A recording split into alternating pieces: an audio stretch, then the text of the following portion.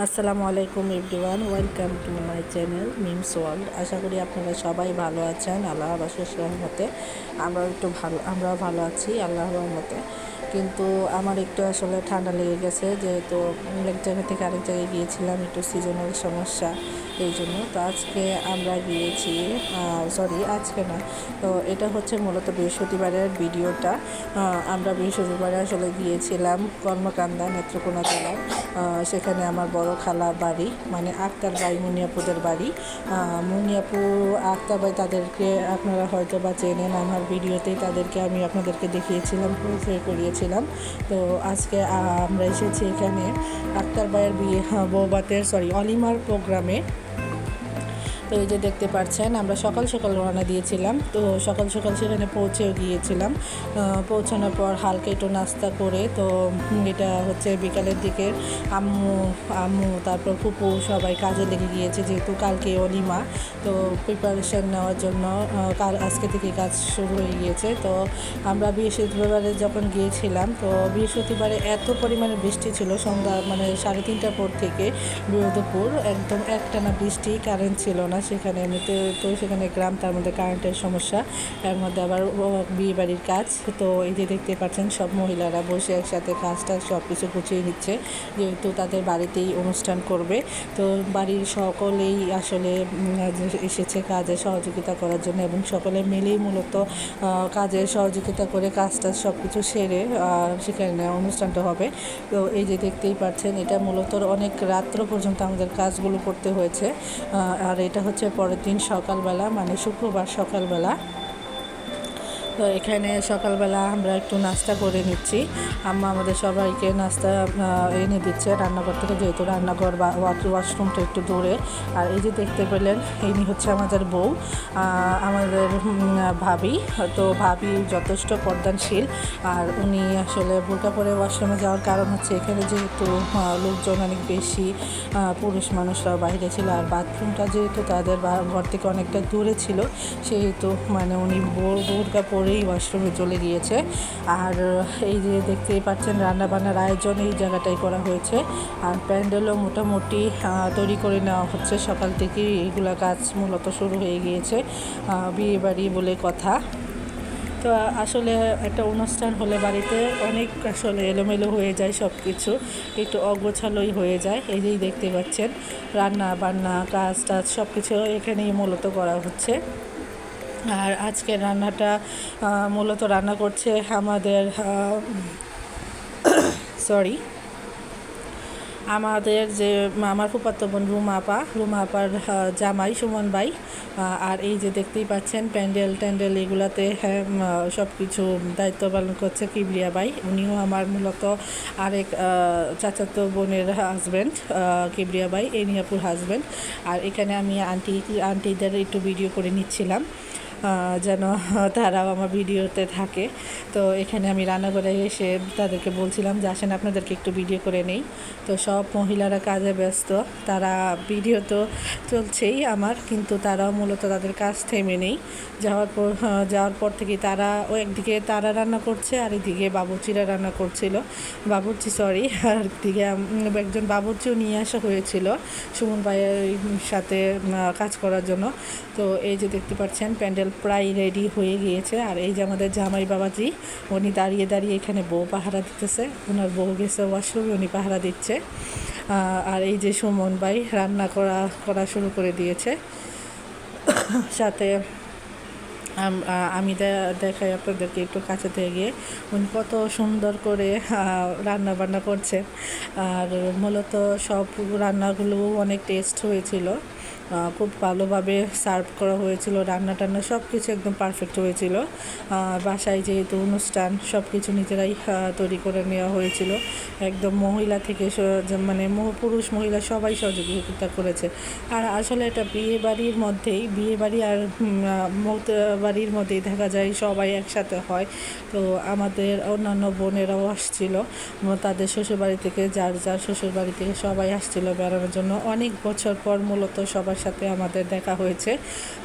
তো এই যে দেখতে পাচ্ছেন আমার নানা ভাই খাচ্ছে এখানে বসে বসে। নানা ভাই আর হাসানটিরাও গিয়েছিল বহুবাদ অলিম অ্যাটেন্ড করার জন্য। আর নানা ভাই হচ্ছে আমার আপন নানার ভাই হয়, উনি এখানেই থাকে, ওনার বাড়ি এখানেই। তো দেখা যায় ওনার সাথেও আমাদের অনেক বছর পরে পরে দেখা হয়। আর এখন যেহেতু ওনার অনেক বয়স হয়ে গিয়েছে, উনি এতটা ময়মনসিংহ যেতে পারে না, তাই ওনার সাথে দেখাও খুব কম হয়।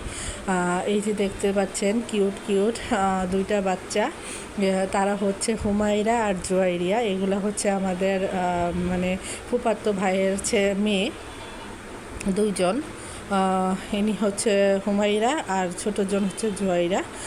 তো আমরা আবার এটা বিকালের দিকে প্রায় আমরা খাওয়া দাওয়া সেরে খাওয়া দাওয়া তখনও সারিনি, প্রায় হচ্ছে খাওয়ার আগ মুহূর্তে একটু এদিকে ঘুরতে এসেছিলাম, যেহেতু ঘরে বসে থাকতে থাকতে আর ভালো লাগছিল না। তো এখানে এসে বসে কিছুটা সময় দেখা করার জন্য রুমা আপার সাথে দেখা করার জন্য আসছিলাম। মূলত রুমা আপার সাথে অনেক দিন ধরে দেখা হয় না, তাকে দেখার জন্যই মূলত তাদের বাসায় আসছিলাম, যেহেতু পাশাপাশি তাদের বাসা।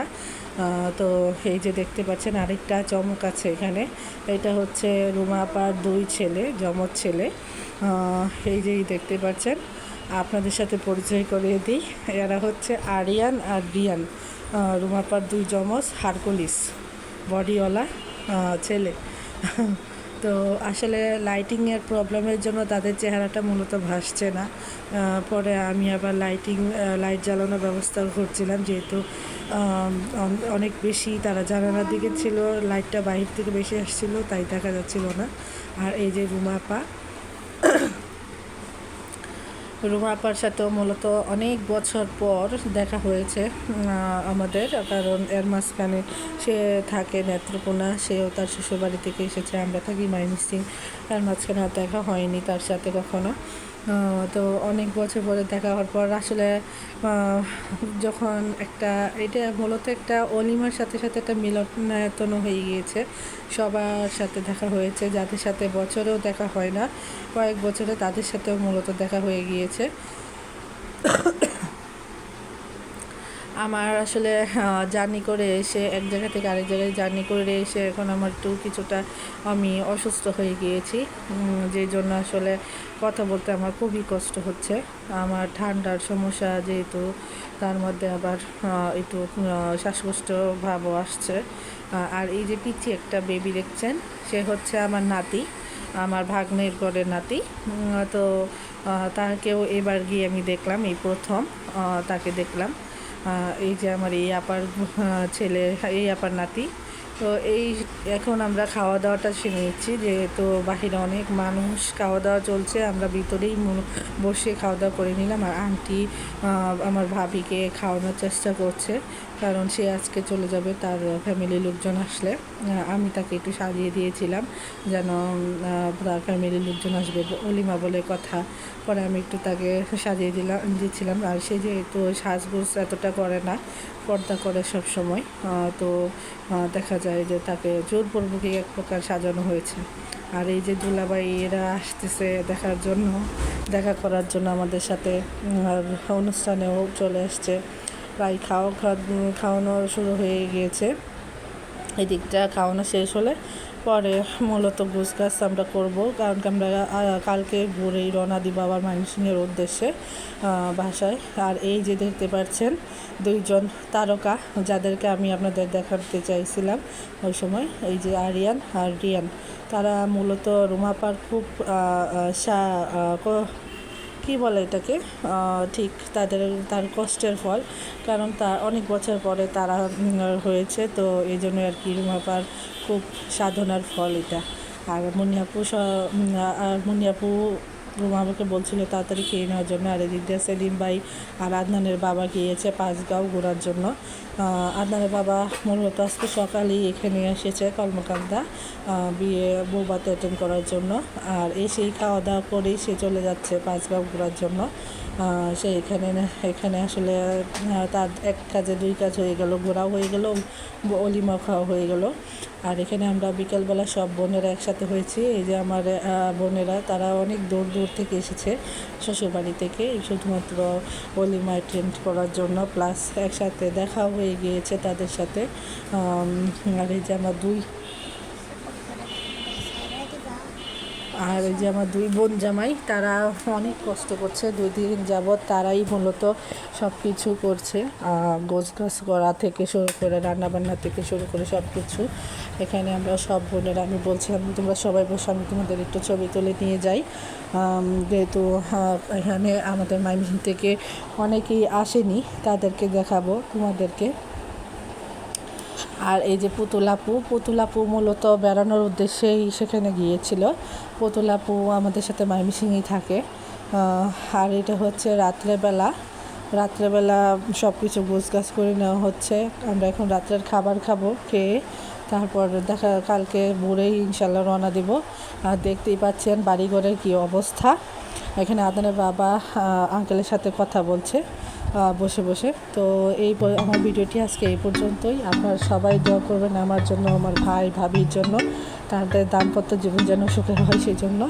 আর এগুলো হচ্ছে কিছু বিয়ের ক্লিপ, ছবি যেগুলো আমি তুলেছিলাম জোরপূর্বক ভাবিকে ফোর্স করে।